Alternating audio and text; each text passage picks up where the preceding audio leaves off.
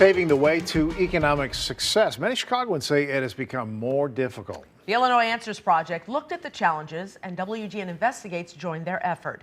Investigative reporter Lourdes Duarte talks with one man whose American dream had been briefly derailed by neighborhood crime.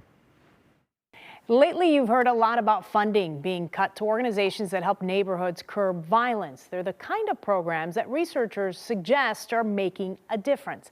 Well, you're about to meet one man who is choosing to share his story as a way to bring attention to just that. Also, it just so happens the Illinois Answers Project detailed his story this week as part of a series on what's keeping many Chicagoans from economic success.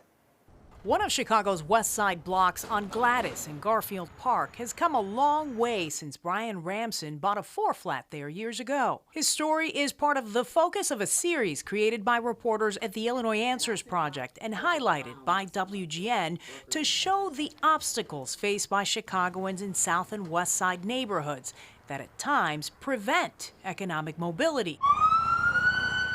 While crime is an issue, it's not the only. There are mental health impacts. There are a lack of job opportunities or people getting involved in illicit trades because they don't have access to job opportunities, and then that then makes them ineligible later when they are seeking jobs or to get out of, quote, the life. All of that brings us back to Brian. His life is different than a lot of his neighbors. The Fermi Lab particle physicist didn't just rely on city programs, but took matters into his own hands to push out drugs and crime from his block. There generally are homeless people in the area who they strip the property for any sort of metal so that they can recycle it. So, almost every appliance had been pulled out. He fixed up that 4-flat and managed to rent it out. That was the easy part. The real challenge came next, as he tried to reason with drug dealers time and time again, until one day, he says, he grabbed a lawn chair to make his point. I was just at my limit. I sat in the middle of the street and I was like, okay, guys, you're not going to sell anything until, you stop. And refused to move and wanted to sort of make a statement to these people, like, this is our street, this is our home, and this is not welcome here. It wasn't just that I was sick of it. There were also organizations in the background, like the Institute for Nonviolent Chicago, who were sort of, working the relationships and having violence interrupters there who were making sure I did not get hurt. Brian developed a block club, joined the police district council, and helped beautify the neighborhood.